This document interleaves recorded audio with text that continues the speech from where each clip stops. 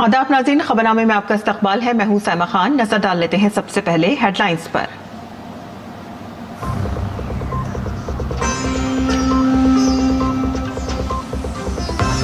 भारत की बेटियों ने रकम की तारीख, 52 सालों में पहली बार जीता खवातीन का क्रिकेट वर्ल्ड कप। सदर जमहूरिया, नायब सदर जमहूरिया और वजीर आज़म ने भारत की बेटियों को जीत पर दी मुबारकबाद।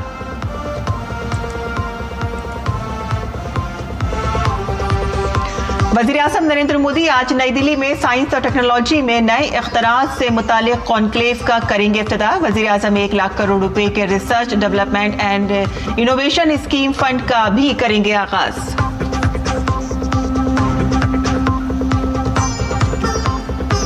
वज़ीर आज़म नरेंद्र मोदी आज सहरसा और कटिहार में करेंगे जलसे-ए-आम। अमित शाह करेंगे 3 इंतखाबी रैलियां। प्रियंका गांधी और मल्लिकार्जुन खड़गे भी आज अवामी जलसों से करेंगे खिताब।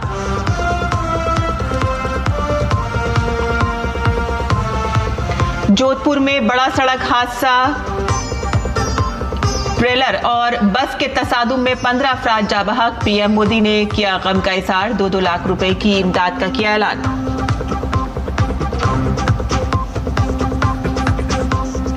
और अफगानिस्तान के हिंदुकुश इलाके में ज़लज़ले के शदीद झटके, रिएक्टर स्केल पर शिद्दत थी 6.3। ईरान से पाकिस्तान तक महसूस किए गए ज़लज़ले के झटके, नुकसान का है खदशा। और अब खबरें तफसील से।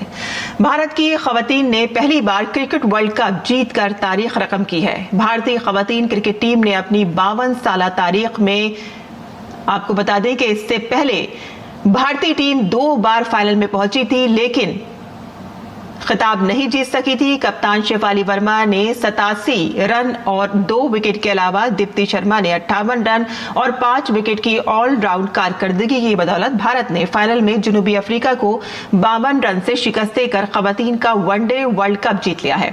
ये 25 सालों में पहला वुमेन्स क्रिकेट वर्ल्ड कप है, टाइटल है और भारत के मुकर्रर करदा 299 का निशाना हासिल करने की कोशिश करते हुए जनूबी अफ्रीका की टीम अपने खिलाड़ी लॉरा वुलवार्ड की सेंचुरी की बावजूद फाइनल हार गई।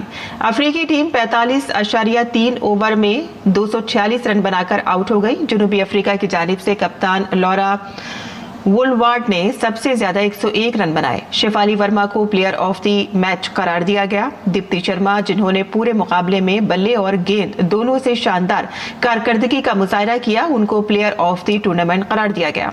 सदर जमहूरिया द्रौपदी मुर्मू, नायब सदर जमहूरिया सीपी राधाकृष्णन और वजीर आज़म नरेंद्र मोदी ने भारतीय टीम को इस जीत पर मुबारकबाद दी।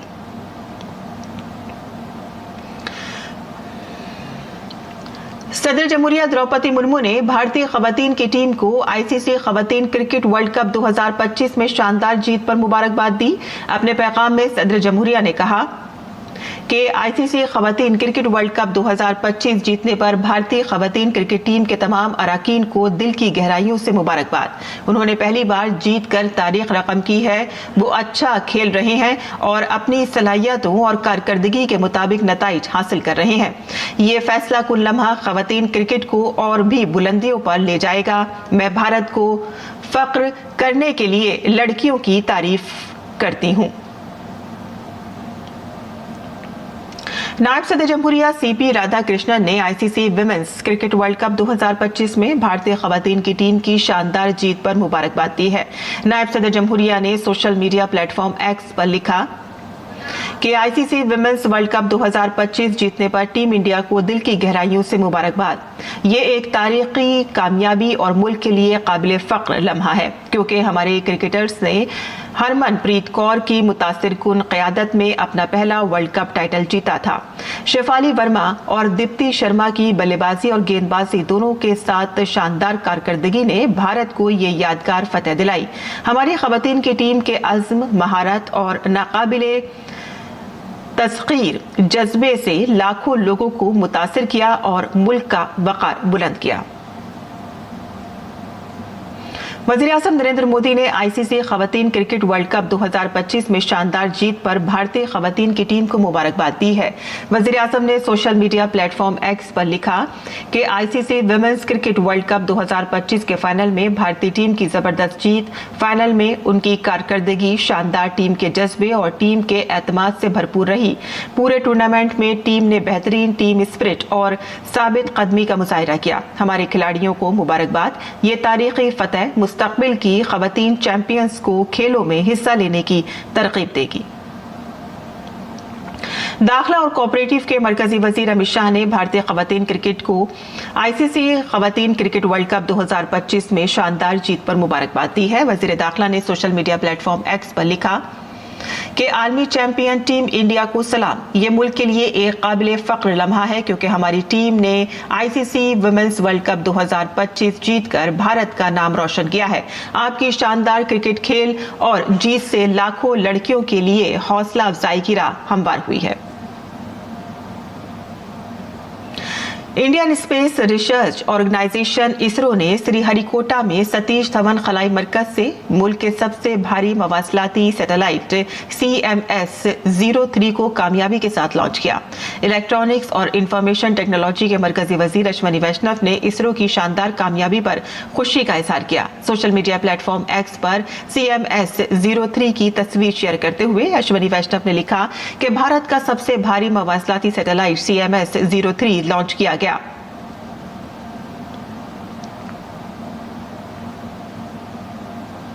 और आपको बता दें कि कौम की बेटियों की जीत के बाद मुल्क भर में जश्न का समा है। मुंबई, दिल्ली, कोलकाता और चेन्नई से शायकीन खिलाड़ियों का इस्तकबाल करने सड़कों पर निकल आए। शायकीन ने तिरंगा लहराया, ढोल बजाए और आतिशबाजी के साथ जीत का जश्न मनाया।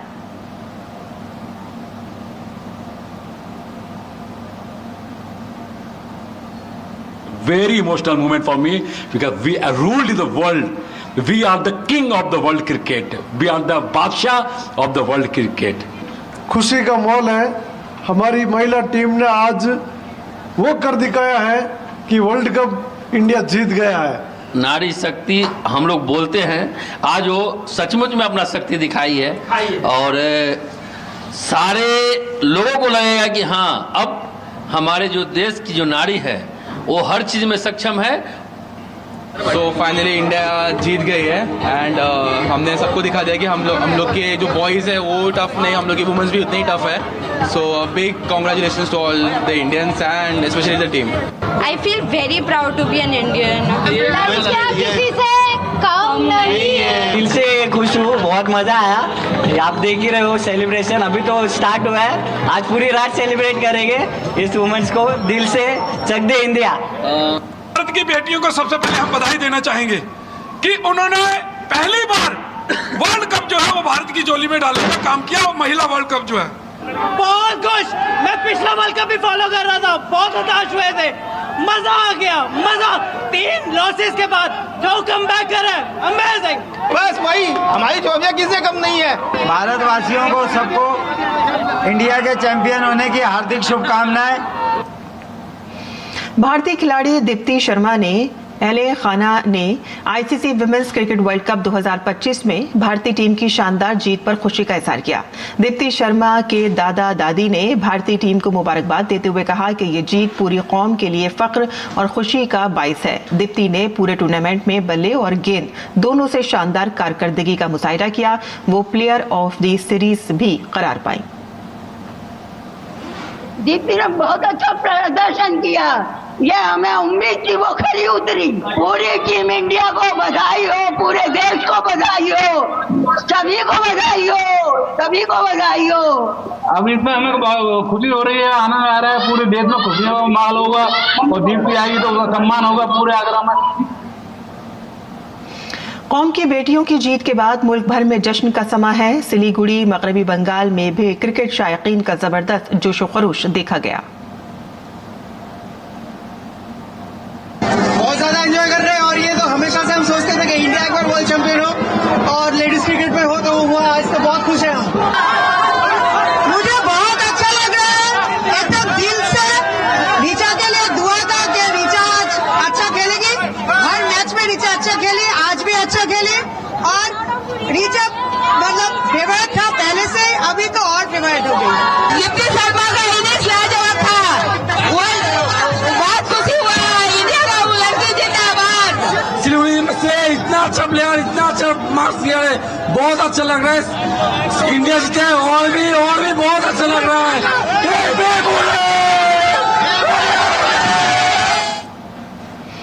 और भारतीय मर्दों की क्रिकेट टीम ने भी कल जीत दर्ज की है। भारत ने तीसरे T20 मैच में ऑस्ट्रेलिया को 5 विकेटों से शिकस्त दे दी है।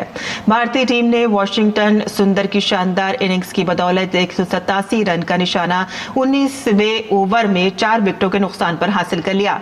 वॉशिंगटन सुंदर 49 रन बनाकर आउट रहे और जितेश शर्मा ने 22 रन की नॉट आउट इनिंग्स खेली। तिलक वर्मा ने 29, सूर्य कुमार यादव ने 25, अभिषेक शर्मा ने 25 रन बनाए और भारत की इस जीत के बाद 5 मैचों की सीरीज अब 1-1 से बराबर हो गई है। और इससे कबल ऑस्ट्रेलिया की टीम 20 ओवर में 6 विकेट पर 186 रन ही बना सकी। ऑस्ट्रेलिया की जानिब से टिम डुट ने सबसे ज्यादा 74 रन बनाए, जबकि मार्कस स्टोइनिस ने 64 रन बनाए। भारत की जानिब से अर्शदीप सिंह ने 3 विकेटें हासिल की और भारत ने टॉस जीतकर पहले गेंदबाजी करने का फैसला किया था।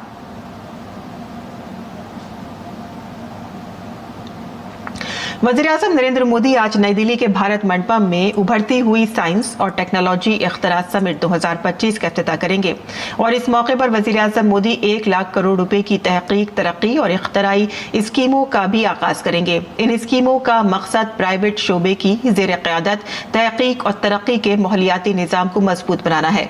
5 नवंबर तक जारी रहने वाली इस कॉन्फ्रेंस में तालीम, सनत, तहकीकी इदारों के अलावा हुकूमत के 3000 से ज़ायद शुरा हिस्सा लेंगे। कॉन्फ्रेंस में 11 अहम मौज़ूआत पर गौर किया जाएगा, जिनमें AI, क्वांटम साइंस, सेमीकंडक्टर्स और हेल्थ टेक्नोलॉजीज शामिल हैं।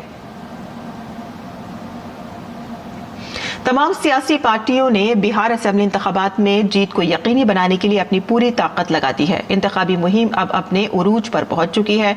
इंतखाबी मुहिम के पहले मरहले में सिर्फ 2 दिन रह गए हैं।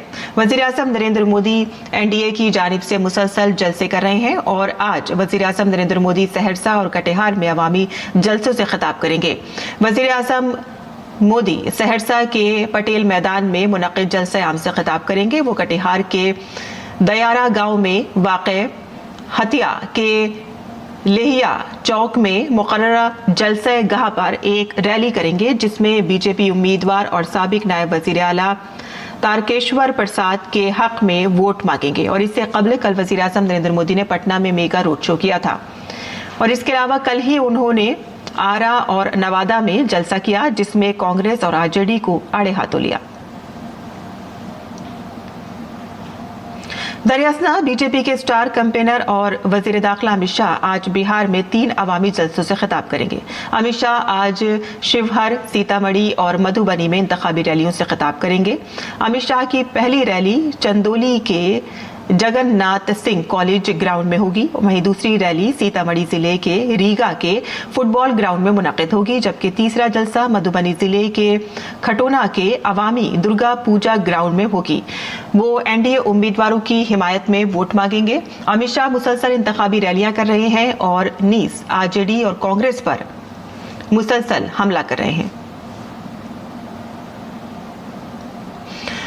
ग्रैंड अलायंस पार्टियां बिहार के इंतखाबात के लिए सरगर्मी से मुहिम चला रही हैं। कांग्रेस जनरल सेक्रेटरी प्रियंका गांधी वाड्रा आज सोनबरसा और रोसड़ा और लखीसराय में इंतखाबी रैलियां करेंगी और अजीम इत्तेहाद के उम्मीदवार के लिए वोट मांगेंगी। दरअसल कांग्रेस सदर मल्लिकार्जुन खड़गे वैशाली के राजा पारकर में एक इंतखाबी रैली से खिताब करेंगे और इसके बाद शाम को पटना में प्रेस कॉन्फ्रेंस करेंगे।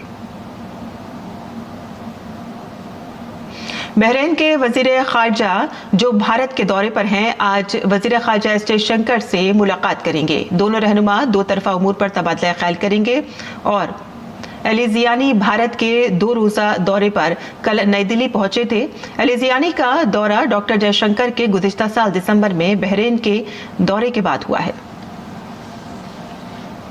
सदर जमहूरिया द्रौपदी मुर्मू के उत्तराखंड के दौरे का आज दूसरा दिन है। सदर जमहूरिया नैनीताल पहुंचेंगी और नैनीताल में राजभवन के क़याम के 125 साल मुकम्मल होने के मौके पर मुनक़िदा तकरीब में शिरकत करेंगी। वो यहाँ 2 रोज़ा दौरे पर हैं। वो यहाँ पे लेची धाम में नीम करोली बाबा आश्रम जाएंगी और बाद में वो नैनीताल में कुमाऊं यूनिवर्सिटी के 20वें कॉन्वोकेशन में भी शिरकत करेंगी। नायब सदर जमहूरिया सीपी राधाकृष्णन आज से 4 नवंबर तक केरल के 2 रोज़ा दौरे पर हैं। ओहदा संभालने के बाद रियासत का या उनका पहला दौरा है और इस दौरे के दौरान नायब सदर जमहूरिया कोल्लम में फातिमा माता नेशनल कॉलेज की डायमंड जुबली तकरीबात में बतौर मेहमान खुसूसी शिरकत करेंगे। सीपी राधाकृष्णन कोल्लम में federation of Indian callers exporters association के अरकान से भी बातचीत करेंगे। मरकजी वजीर डॉक्टर जितेंद्र सिंह आज नई दिल्ली में SBI मेगा कैंप में मुल्क गिर डिजिटल लाइफ सर्टिफिकेट मुहिम 4.0 के हिस्से के तौर पर शिरकत करेंगे। वो DLC की सहूलत हासिल करने वाले पेंशनर्स के साथ बातचीत करेंगे जो चेहरे की तस्दीक के जरिए और कई स्टेक होल्डर्स तंजीमों बशमूल State Bank of India, India Post Payment Bank, UIDAI और NIC के गवाहों के मुजाहिरों के जरिए। DLC मुहिम 4.0 का मकसद 2000 से ज्यादा शहरों और कस्बों में 20 मिलियन पेंशनर्स तक पहुंचना है।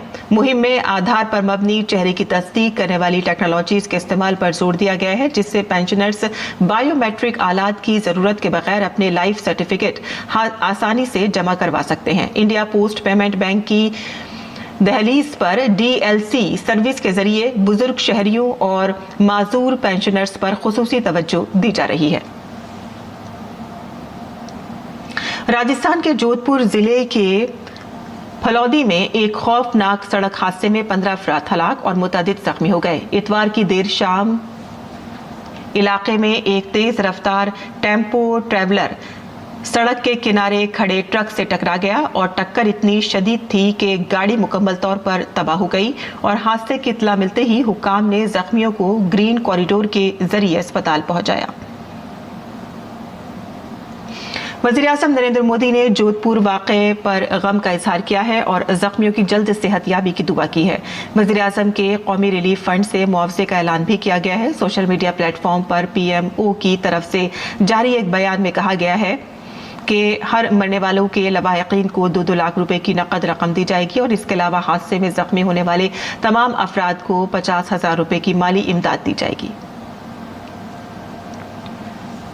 Indian Space Research Organisation ISRO ने LVM M3M5 रॉकेट लॉन्च करके तारीख रकम की है और इस तरह भारत ने खलाई प्रोग्राम में एक नए बाब का इजाफा किया है।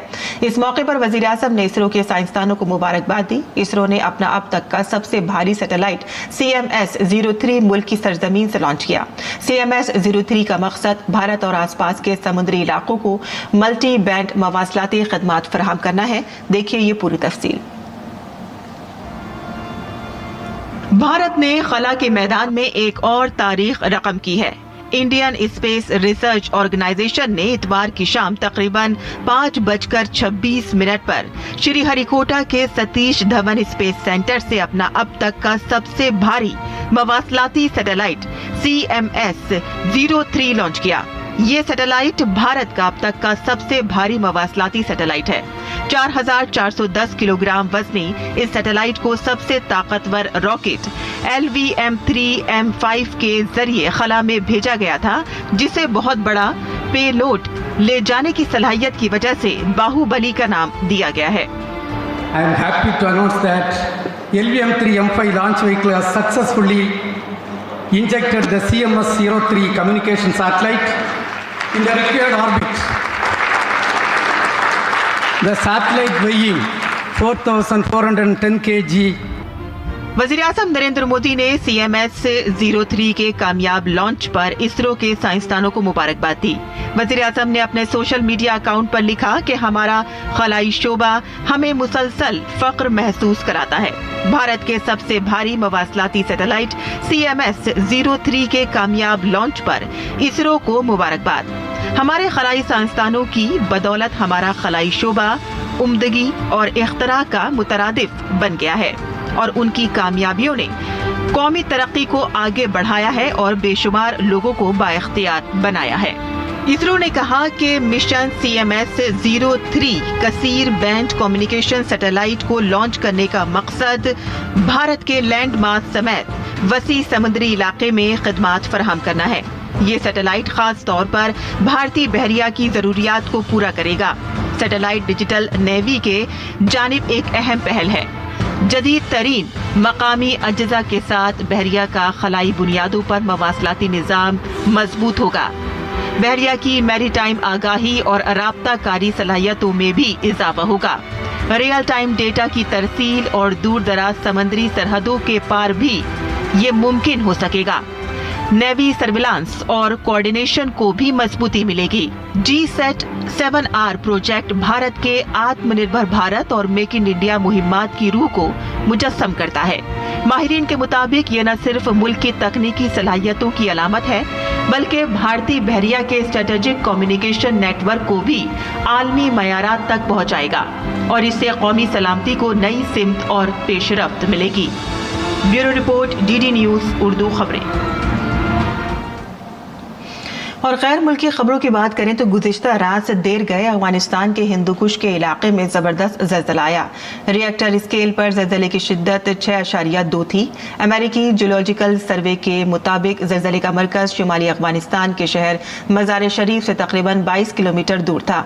ईरान से पाकिस्तान तक ज़लज़ले के झटके महसूस किए गए। ज़लज़ले से काफ़ी नुकसान का अंदेशा है। गजा में अभी तक कैद इजरायली मकवियों की बाक़ियात की बाजियाबी के लिए कोशिशें जारी हैं और ताज़ा तरीन पेशरफ्त में इसराइल ने इत्तला दी है कि उसने अमेरिका की सालिसी में गाजा जंगबंदी मुआहदे के तहत हमास से 3 इजाफी यरगमालियों की बाक़ियात बरामद कर ली हैं और इस दौरान इजरायली दिफाई फोर्सेस ने मशरक़ी शेजियाई मोहल्ले में फ़िज़ाई हमले में एक मुबैना दहशतगर्द को हलाक कर दिया। IDF ने कहा है कि यह वाक़या उस वक्त पेश आया कि जब एक दहशतगर्द ने येलो लाइन को अबूर किया और फौजियों के इनकला का निशाना लगाकर फौजियों की तरफ पेशकदमी की। IDF के मुताबिक इजराइल अब भी गजा के तकरीबन 58% हिस्से पर काबिज है, जिसमें रफा, खान यूनुस और शुमाली इलाके शामिल हैं। और अब पेश है दिल्ली से शाये होने वाले उर्दू अखबारात का मुख्तसर जायजा।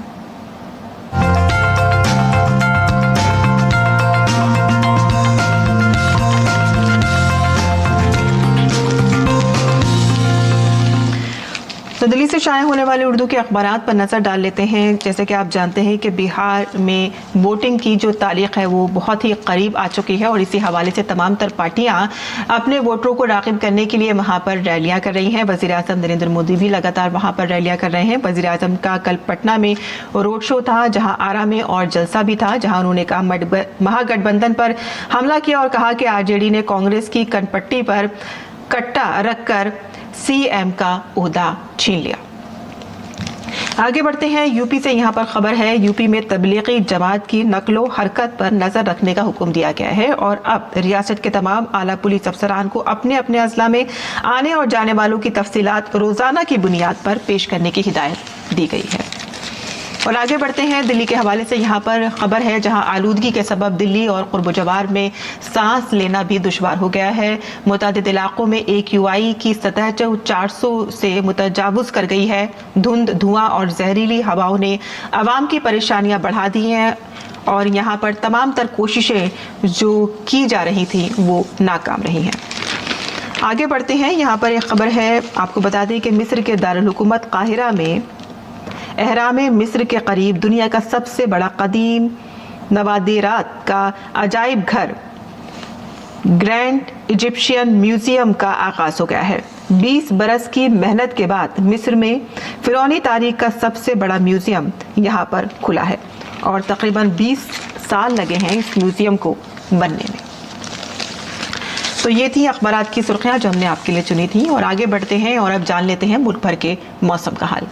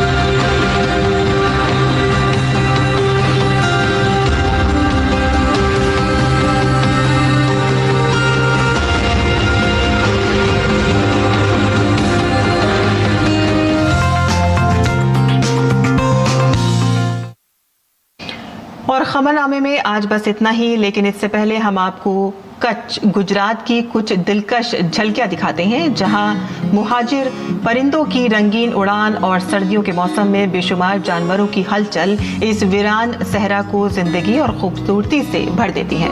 आप इन खूबसूरत मनाजिर से लुत्फ अंदोज हों और हमें दीजिए इजाजत। आदाब।